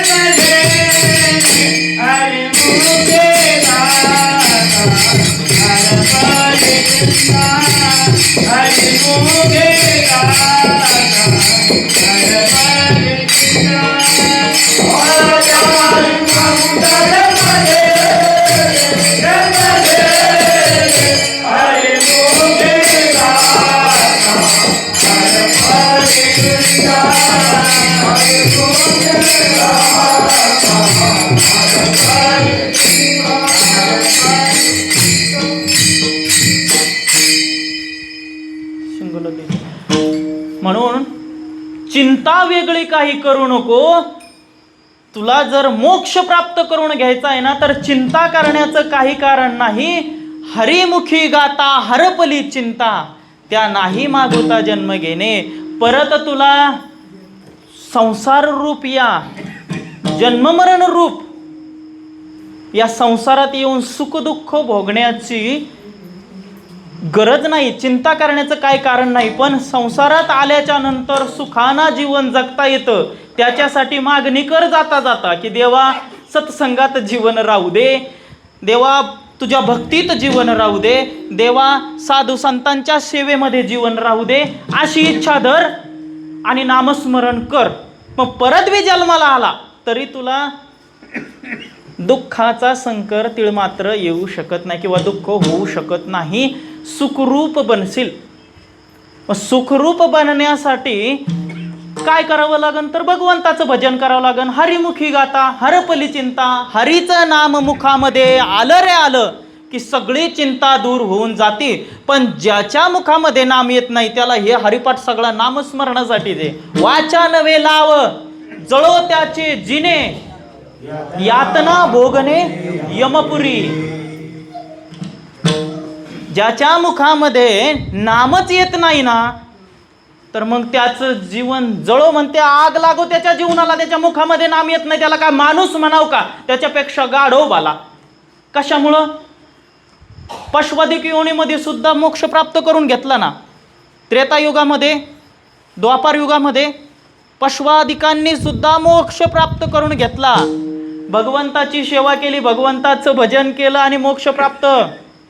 जटायू आहे, हनुमंतराय आहे, जांबुवंत आहे, अनेक वानर सेना सगळीच आहे, गजेंद्र आहे, नकर आहे, आजू नल नील, ते वानर सेनेतच आले ना मालक. सगळ्यांनी मोक्ष. मग आपण मनुष्य योनीत आहे. चिंता करायचं काही कारण नाही, फक्त चिंतन करण्याची गरज आहे. चिंतन जर झालं की चिंता आपणे आपच हटती. म्हणून मनुष्य देहात आलेला आहे. हरिमुखी गाता हरपली चिंता, त्या नाही मागुता जन्म घेणे. त्याला परत परत जन्म घेण्याची काही गरज नाही. आणि जर घेतला बी जन्म तरी तो सुख उपभोगण्यासाठी. ज्यांना नामस्मरण घेतलं त्यांना सुख उपभोगण्यासाठी परत जन्म आहे, दुःखासाठी नाही. परत परत जन्म यायचं, परत परत जायचं. किती वेळा जन्म यावे, किती व्हावे फजित. एवढा खटाटोप करण्याकरता आणि एवढी फजिती करण्याकरता येऊस तर आपण जर मुखाने नामस्मरण घेतलं तर काय होतं? विठ्ठल विठ्ठल.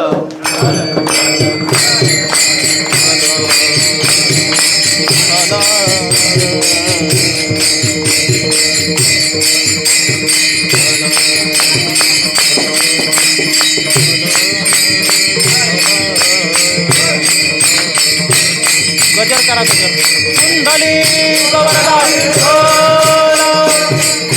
ज्ञानदेव पंढरीनाथ भगवान की जय. माऊली ज्ञानेश्वर महाराज की जय. जगद्गुरु तुकाराम महाराज की जय. आदिशक्ती मुक्ताबाई की जय. विठ्ठल विठ्ठल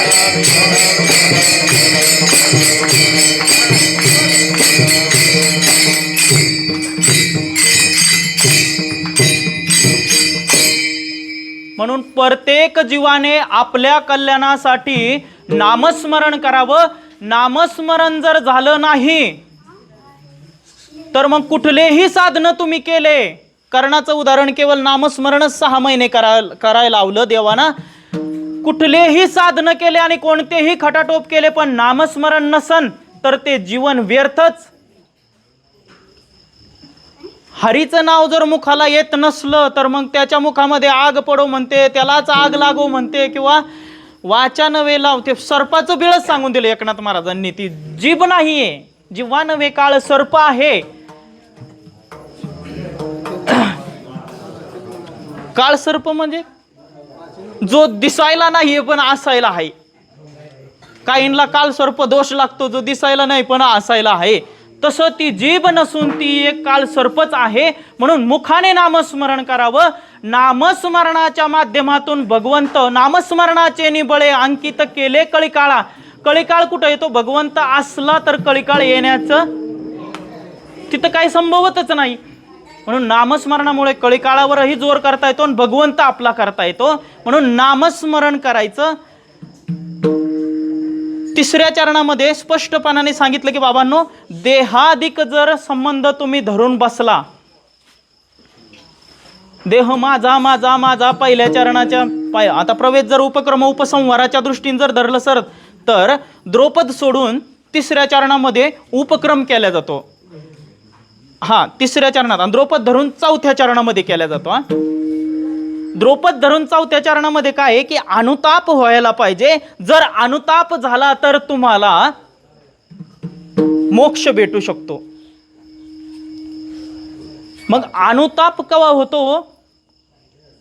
अनुताप माणसाला काहीतरी घडलंय आणि त्याच्या पश्चात झालेली घटना, पण पश्चाताप होतो, अनुताप होतो, एक वैतागही होतो. वैताग थोडा थोडा वैराग्य न होता झालेला वैताग राहतो. बऱ्याचशा लोकांना वैताग येतो म्हणूनच वैराग्य होतं. काहींना अनुतापातून वैराग्य आहे. अनुताप झाला तर माणूस मोक्ष गतीला जातो. म्हणून उपक्रमाच्या दृष्टीने जर धरलं तर चौथ्या चरणात प्रवेश केला की मागचे, इकडचे आणि इकडचे व्यवस्थित सुटतात. पण अनुताप होण्या अगोदर मीपणाची भावना धरून बसतो, मी त्या देहाची भावना धरून बसतो. म्हणून तिसऱ्या चरणामध्ये स्पष्ट सांगून दिलेलं आहे. तिसऱ्या चरणात स्पष्ट सांगितलं,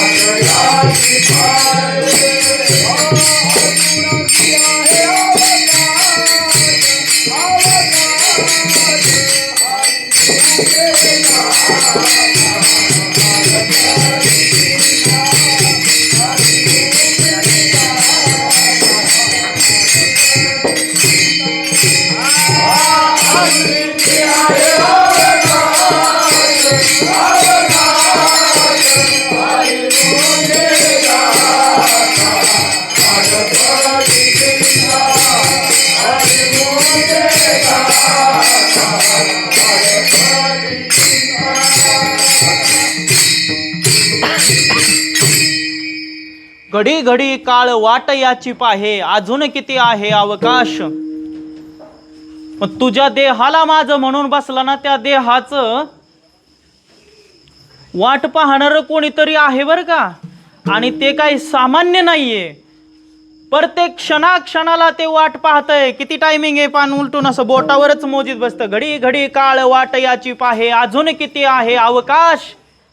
हे आम्ही तुम्हाला सांगतो असं एकनाथ महाराज म्हणतात की बाबांनो आता तरी तुम्ही ऐका, आता तरी पुढे. तुकोबाराय म्हणतात आता तरी पुढे हाची उपदेश, नका करू नाश आयुष्याचा, सकळांच्या पाया माझे दंडवत, आपुल्याले चित्त शुद्ध करा. पायावर दंडवत घालून सांगतात हो की बाबांनो तुम्ही वाटुळ स्वतःच करून घेऊ नका, तुम्ही कल्याण करून घ्या. मग वाटुळ होतं, वाटुळ होतानाही दिसतं पण माणूस त्याच्यातून बाहेर येत नाही. मग बऱ्याच ठिकाणी ज्ञानेश्वरीतही ते विषय जडल्याच्या नंतर विषयातून माणूस बाजूलाच येत नाही म्हणून विषयामध्ये रममान झालेल्या माणसासाठी ओव्या माऊलींनी करून ठेवल्या.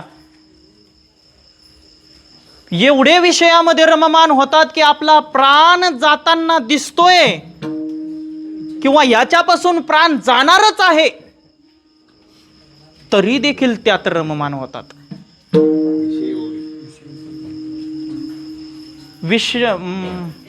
उदाहरण दिलंय माऊलींनी. विषयासक्त माणूस किंवा नाही त्या अगोदरच्या ओव्या आहेत. का सारसही विगडता ओहावनी वत्स काढिता, का भनंगू दवडिता भानयावरुनी. त्या विषयासक्त माणसांना ते विषय सोडताना दुःख किती होते म्हणून उदाहरणं दिलेत. का सारसही विगडता. सारस नावाचा एक पक्षी आहे सर,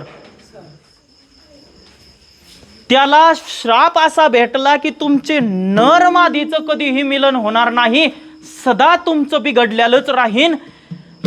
त्या सारसाच्या नराने एकीकडे आवाज करायचा आणि मादीनं एकीकडे आवाज करायचा आणि त्या आवाजातून त्यांची उत्पत्ती आहे. आणि तसा श्राप त्या पक्ष्यांना आहे. ते त्या विरहामध्ये तळपत राहतात, एवढे तळपतात की शेवटला ते आपलं पिल झालं की आपला प्राण त्या विरहामध्ये त्यागून देतात. ते पिल्लू सुद्धा त्या मायबापाच्या विरहाचं स्मरण केलं की आपणे आप वाढतं. असं माऊलींनी ज्ञानेश्वरीमध्ये स्पष्ट सांगितलं. त्या सारस पक्षाला जेवढं दुःख होतं ना तेवढं विषय सोडणाऱ्या माणसाला किंवा संसाराची आसक्ती भरलेल्या माणसाला संसाराचा प्रपंचाचा त्याग करताना होतं. ओहावनी वत्स काढिता. एका गाईला एक पाडस नेमकंच सोडलंय. दिवसभर रानात चरायला गेलेली गाय आहे, 2-4 दिवसाचं ते वासरू आहे. ते अजूक गवत काडीही खात नाही, झाडपालाही खात नाही, कुठलं काहीच खात नाही, फक्त आणि फक्त आईचं दूध पितंय. आणि ते वासरू आई संध्याकाळी 6 वाजता आली. ती गाय 6 वाजता आल्याच्या नंतर थोडासा कमी करा. 6 वाजता गाई चरून आल्याच्या नंतर खुट्यावर बांधले गेली. मालक आला आणि वासराला सोडलं. कशासाठी सोडलं? दूध प्यायला सोडलं का? पाना फोडायसाठी. पाना सोडला पाहिजे त्या गायीना म्हणून ते वासरू ही दिवसभर भुकेनं व्याकुळ झालेलं ते येतं आणि आईच्या कासेला हुंदाड्या मारायला लागतं, झटके मारायला लागतं. आई पाना फोडती. पाना फोडल्या माणूस काय करतो सर? पुढं आणून बांधतं खुट्याला. ती आई आपलं चाटण्यावरच पण आतून तिची जी तळमळ असते. आणि ते वासरू सुद्धा आतून श्राप देतय सर. माझ्या आईचं दूध आहे, भगवंतांनी माझ्यासाठी निर्माण केलेलं आहे. आली पाळीव प्राण्यामध्ये म्हणून तुम्ही पालन पोषण करताना जेव्हा माझा ढेकर येईन त्या ढेकर होऊन उरलेलं दूध तुमचं. ते वासरू म्हणतंय एवढं दुःखाने, आई त्याच्या भाषेमध्ये सांग ना आता मला दूध का भेटन. ती म्हणते बाबा मालक तर मोठी बादली घेऊन बसला रे, राहत का नाही दूध मला माहिती नाही रे, मी काय करू शकत नाही आता. ते चाटी ती त्या वासराला. त्या वासराला आणि गाईला जेवढं दुःख होतं तसं प्रपंचातून माणसाला थोडंच बाजूला येण्यासाठी दुःख होतं. विषयासक्त पुरुषांना तेवढं. का ओहावनी वत्स काढिता भनंगू दवडिता भानयावरुनी. एखादा भुकेलेला प्रवासी माणूस 4 दिवसांना त्याच्या पोटात अन्न नाहीये आणि तो अशा एका पंक्तीला आला आणि विशेष पंगत होती. विशेष पंक्तीला विशेषच माणसं जेवणारे होते. शेवटला हा येऊन बसला, पंगत पूर्ण झाली आणि पंक्तीला पुकारण्यात आलं. आता अमक्या गावचे मानकरी इथं बसलेत, ह्या गावचे इथं आहे, त्या गावचे तिथं आहे, त्या गावचे तिथं, आणि आता शेवटला हे कोण्या गावचे नेमके बिना आमंत्रणाचे बसले. चला उठा, तुम्हाला जेवता येणार नाही. आणि त्याला हाकलून लावल्याच्या नंतर जसं आता बासुंदीचं पंचपक्वान्नाचं ताट पुढं आहे, घास घ्यायचा तर हाकलून लावलं. जसं त्या भुकेल्या माणसाला दुःख होतं तसंच विषयासक्त माणसाला विषय सोडताना दुःख होतं. हेही दृष्टांत कमी पडले म्हणून माऊलींनी तर पार शेवटच्या स्थानावरले दृष्टांत दिलेत. का माते पुढणी बाळक, काळे नेता एकुलता एक, का होय उदक तुटता मिना. ज्याप्रमाणे एखाद्या बाईला उतरत्या वयामध्ये बालक झाला, गौरवाचा आहे, कौतिकाचा आहे, लाडाचा आहे, आणि शेवटच्या वयामध्ये झाला 40 वर्षापर्यंत मुलबाळ झालं नाही, 40व्या वर्षी जर तिची कूस उजली आणि मुलगा झाला, लाडाने वाढला, 4-5 वर्षाचा झाला, आणि 4-5 वर्षाचा झालेला असताना चेंडू फळी खेळत मुलं खेळता खेळता रोडवर गेले आणि चेंडू रोडवर गेला म्हणून आणायला गेला आणि एकदम गाडीने धडकला आणि गतप्राण झाला. त्या आईला किती दुःख असन. एक तर उतरत्या वयात स्वतःच्या डोळ्याने तांदूळ फटकीत बघती ती आई, माझं लेकरू खेळतंय, माझा बाबा खेळतोय, माझा सोन्या खेळतोय, माझा गोण्या खेळतोय, असं ती आई म्हणती. आणि तिच्याच डोळ्या देखत जसं ते लेकरू गतप्राण होतं, त्या आईला जेवढं दुःख होतं का, त्याच्यापेक्षा कितपट दुःख विषयासक्त माणसाला विषय सोडताना होतं. ज्ञानेश्वरीतल्या ओव्या आहेत या.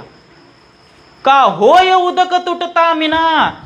त्याच्याही पुढे एखाद्या वेळेस दैवी कृपेनं 40-42 मध्ये त्या आईला होऊ शकल,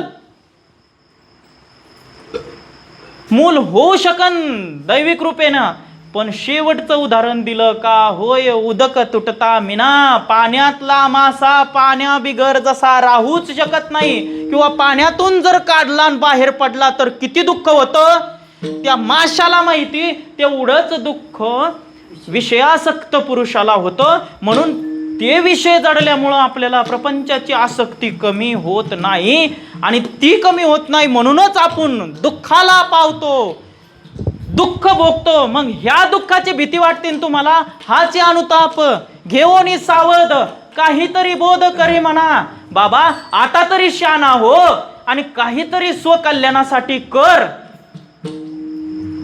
हाची अनुताप. अनुताप कुठं चालतो सर? अनुताप जर झाला तर अनुतापातून वैराग्य होईल आणि वैराग्यातून मोक्ष प्राप्त होईल. पण अनुतापाच्या जागी जर वैताग झाला तर वैराग्य तर होणार नाही, पण त्या वैतागानाच माणूस गतप्राण होऊन अधोगतीला जाईल. म्हणून एकनाथ महाराज म्हणतात की बाबा आता तरी थोडासा अनुताप, काहीतरी बोध करून घे. आणि बोध करून घेताना बरेचसे लोक म्हणायला लागले, महाराज अहो आता टाइम लय कमी राहिला हो, कसं काय करायचं. म्हणून खटवांग राजाचं उदाहरण दिलंय. द्रौपदांना धरलं तर 5व्या चरणामध्ये खटवांग राजाचं उदाहरण दिलं. खटवांग राजा नेमकं कोण? 1 तास उरला खटवांग राजाची भाग्यदशा कैशी प्राप्त झाली. रामप्रभू पासून मागचे 5वे पूर्वज राजाचे वडील, रघुराजाचे वडील खटवांग राजा, नादनिधीची विद्या सगट सर 21 पिढ्यांना नादनिधीची विद्या प्राप्त होती. नादनिधीची विद्या सर अशी, पाचके मामाच्या घरामध्ये जर तांब्याला तांब्या वाजला आणि इथं नाद ऐकू आला आणि मी जर इकडं तोंड करून बाण सोडला तरी नादाच्याच दिशेवर जाऊन भेद करते, त्याला नादनिधीची विद्या म्हणतात. तशी नादनिधीची विद्या खटवांग राजाला प्राप्त झालेली होती. खटवांग राजा देव आणि दैत्याच्या युद्धामध्ये स्वर्गात गेले. देव हरत होते आणि दैत्य जिंकत होते. दैत्यांना हरविलं खटवांग राजाने आणि देवाला जय प्राप्त करून दिली. आणि शेवट देवांनी विचारलं की बाबा राजा खटवांगा आता तुम्हाला आम्ही प्रसन्न झालो. काहीतरी इच्छा मागा की जी इथं काम करीत नाही पण मृत्यू लोकात 100% काम करती, अशी काहीतरी गोष्ट मागा. त्यावेळेस खटवांग राजांनी एकच विचारलं, महाराज देवा हो, माझं एकच मागणं आहे की माझं आयुष्य किती आहे एवढं कृपा करून मला सांगा. आणि ते आयुष्य नुसतं सांगू नका, आता उर्वरित राहिलेल्या आयुष्यामध्ये माझ्या ह्या जीवाचं कल्याण कशात आहे हे सांगा. त्यावेळेस देवादिकांनी सांगितलं, बाबा एकच घटिका उरलेली आहे, 48 मिनिटं, भरपूर 1 तास पण नाही. 1 तास आपण 60 मिनिटाचा केलेला आहे आणि एक घटिका 48 मिनिटाची होती. एकच घटक उरलेली आहे बाबा, आणि ह्या घटकेमध्ये तुला आता मोक्ष प्रदान, ह्या जीवाचं कल्याण करता येतं. तू कर जीवाचं कल्याण, सगळ्या खालच्या लोकांची आसक्ती त्यागून दे आणि तुझं स्वरूप जे आहे ते आत्मस्वरूप आहे, त्या आत्मस्वरूपाचं यथार्थ रूपाने ध्यान कर. ध्यान केल्याच्या नंतर तुला आपणे आप ज्ञान होईल आणि तू मोक्षाला प्राप्त होशील. 1 तास उरला. खटवांग रायाशी त्यांना स्वतःचं भाग्य बदलून घेतलं. भाग्यदशा कैशी प्राप्त झाली. हरिमुखी गाता हरपली चिंता, त्यांनाही मागोता जन्म घेणे विठोबा रखुमाई. जय जय विठोबा रखुमाई.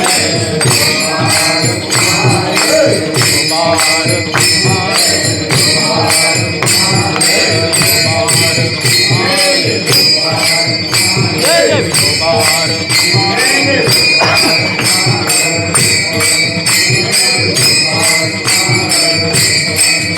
दली कवरदार विठ्ठल.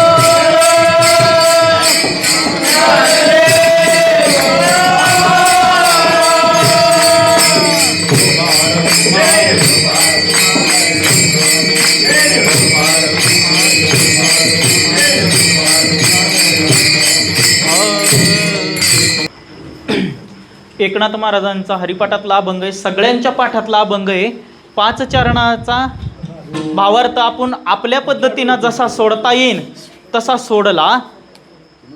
आपण काही त्या वाङ्मयावर अगदी शास्त्रशुद्ध पद्धतीनं शब्द न शब्द अभ्यासून सोडूच असं नाही. आपली मजल तिथपर्यंत पुरत नाही, आपली दृष्टी ही तिथपर्यंत पुरत नाही, आपली ही वाणी ही तिथपर्यंत पुरत नाही.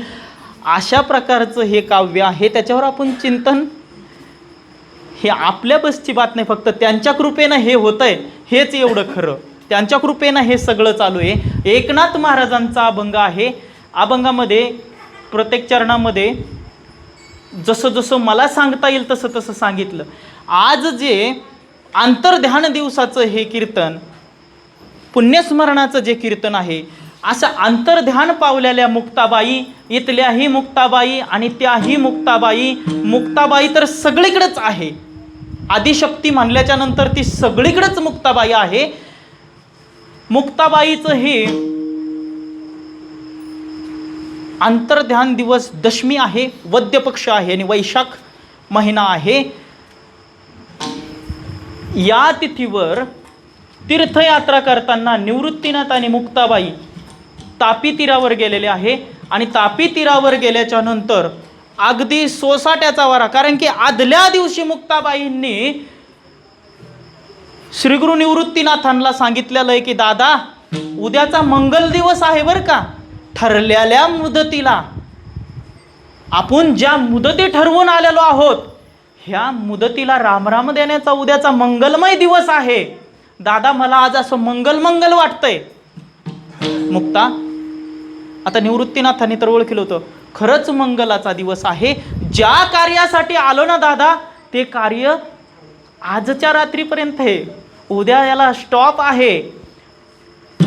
बरं, आता हे सांगताना अभंग देहतादात्म्य भावाने धरला. आपण नाथ महाराजांचा अभंग घेतला, पण मुक्ताबाईंनी तिकडं ताटीच्या अभंगामध्ये ज्ञानेश्वर महाराजांना जे बोध केलेले आहेत अभंगाच्या माध्यमातून, त्या अभंगाच्या माध्यमातून तर बोध असे केले की सामान्य वर्गाचं तर सोडा, पण साधू लेवलला गेलेल्या माणसाला सुद्धा मुक्ताबाईंनी अशा प्रकारानं बोध केलेला आहे की माऊलींना सुद्धा ताटी उघडायच लावली.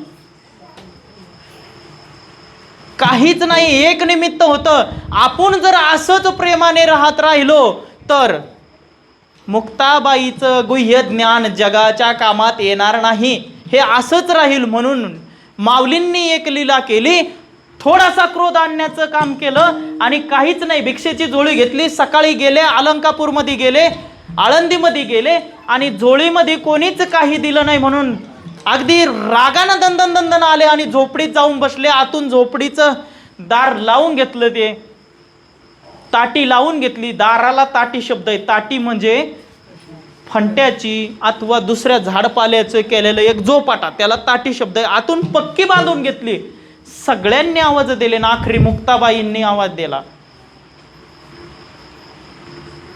माऊली तुम्हाला असं वाटतंय का, माऊली तुम्हाला तसं वाटतंय का? निवृत्तीनाथांनी सांगितलं की माऊली समाज आहे, आपण काही त्यांना देऊन ठेवलेलं नाहीये.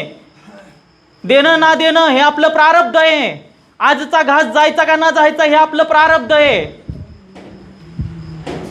तुम्हाला एवढा क्रोध येण्याचं काही कारण नाही.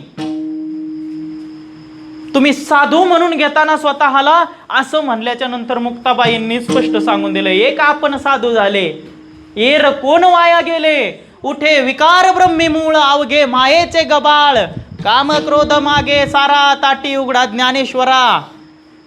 कामाधिक विकाराला माग सारा. का राग आला तुम्हाला? काय राग येण्याचं कारण? बरं, आता ज्या माऊलींनी साधी नुसती मुक्ताबाईंना मांडे करण्याची इच्छा झाली, निवृत्ती दादाला मांडे खायची खूप आवड आहे म्हणून मांडे खायची, तर सूर्यनारायणाला सांगितलं, महाराज 10 मिनिटासाठी या मुक्ताईचा हट्ट पुरवण्यासाठी तुम्ही माझ्या पाठीवर विराजमान व्हा. त्या माऊलींना काय आतल्या आत पाकसिद्धी करता येत नव्हती का? सूर्यालाच पाठीवर बोलिलं सर माऊलींनी. आता मांडे भाजण्यासाठी तर विसोबा खेचरांनी खापरही द्यायचं नाही असा संकल्प केलेला आहे. त्यांचं नाव विसोबा चाटी. चाटी चाटी चाटी चाट्या वेगळं, चाटी वेगळा. खेचर ही एक पदवी आहे आणि खेचर हे एका प्राण्यालाही नाव आहे. खेचर पदवी की जी आकाशाची लेवल मोजू शकते त्याला खेचराची पदवी येते. ज्याच्या ज्ञानाची वाहवा आकाशापर्यंत पोहोचते त्याला खेचर पदवी येते. आणि खेचर एक अमुक शेपटाच्या प्राण्यालाही नाव आहे म्हणा. खेचर ज्या वेळेस ते पाहिलं की दादा अहो मनुष्य असून खेचरात आणि खेचरामध्ये नेमकं अंतर तरी काय राहिलं? मनुष्य असून गाढवासारखा वागतो म्हणल्याच्या नंतर अंतर कुठं राहिलं? असं म्हणल्याच्या नंतर माऊली आता माफ करा, खरंच डोळे उघडले म्हणून मुक्ताबाईला शरण आले. मुक्ताबाई त्या कालामध्ये 8 वर्षाच्या आहेत. विसोबा खेचर 82 वर्षाचे आहेत. इकडं नामदेव महाराजाला तोपर्यंत मुलं बाळ झालेले आहेत आणि नामदेव महाराज बिना गुरुचे आहेत. आणि या मुक्ताबाईंनी सांगितलं आता तुमच्या ह्या दंडाचं प्रायचित्त एकच, तुम्ही औंढ क्षेत्री जाणे, औंढ्या नागनाथावर जाणे आणि तेथे जाऊन नामस्मरण करणे. आणि औंढा नागनाथला गेलेत. औंढा नागनाथला गेल्याच्या नंतर परत गुरुप्रसंग देवाचं पारलिंबाबाई, त्याच्यात राका कुंभारे, जनाबाई, हे सगळेच जणांनी पाहिलं. मुक्ताबाई ही आहे. आणि मग नामदेव महाराज त्या ठिकाणी कच्चे भरले. कच्चे भरलेले नामदेव महाराज पक्के करण्यासाठी विसोबा खेचरांकडे पाठविण्यात आले.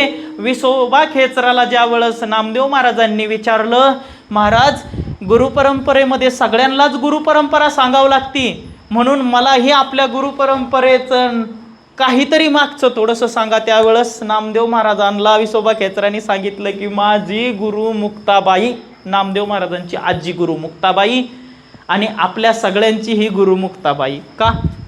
आपण गुरुपरंपरेनं धरून अभंग जे म्हणतोय ना रोज हरिपाठामध्ये, ते ह्यांनी आपल्याला दाखवून दिलेला मार्ग आहे. आपली गुरुपरंपरा तीच आहे. मुक्ताबाई खऱ्या अर्थानं आपली गुरु माऊली, निवृत्तीनाथ, सोपान काका, तुकोबाराय, एकनाथ महाराज हे खरे गुरु. आपण व्यवहारातले गुरु वेगळे आणि जे अध्यात्मातले जे खऱ्या लक्षणादृष्टीतले गुरु आहे ते गुरु परंपरेनं आपल्यापर्यंत आलेलं. अशा मुक्ताबाईचा आज अंतर्ध्यान दिवस. आणि या अंतर्ध्यान दिवसाला बरेचसे मंडळी बाहेरून आलेले आहेत. काकाचे सुद्धा 84 सुरू आहे, पण कुठलाही कार्यक्रम असू द्या, 84 वर्ष ना, 85 85 वर्ष कुठंही कार्यक्रम असू द्या ते हजर आहेच. एवढंच नाही सर, ब्रह्मगिरीला जानेवारी महिन्यामध्ये थंडीचा कडाका एवढा, हाताला चिमटा घेतलेला कळत नव्हता. आणि तशा प्रसंगामध्ये 28 किलोमीटर विना घेऊन आमच्यासोबत, हो आम्हाला बसता येणार नाही, त्यांनी उड्या मारल्या. ही पूर्व पुण्याई समजायची. असे काका या ठिकाणी आलेले आहेत. सोनाळीकर मंडळी आहेत, बाकी महाराज मंडळी आहे, बिद्रीकर मंडळी सगळे आहे, हुंदरवाडीतली मंडळी आहे, आमचे कासार पुतळ्याचे आहेत, सोनाळीचे अजून हट्टी महाराज एक आहे, सोनू महाराज हट्टी. मला तर वाटतं हट्टीचं आडनाव टाकावं त्यांचं, पवार कट करावं, सोनू महाराज हट्टी. बस काय ते विसोबा खेचरांचं चाटी, इकडं हट्टी व्हायला हरकत नाही. एवढे हट्टी जीवन, भयंकर हट्टी जीवन. असो माऊली त्यांचे सगळे हट्टपुरो. इथं ज्यांनी हा कार्यक्रम आयोजित केलेला आहे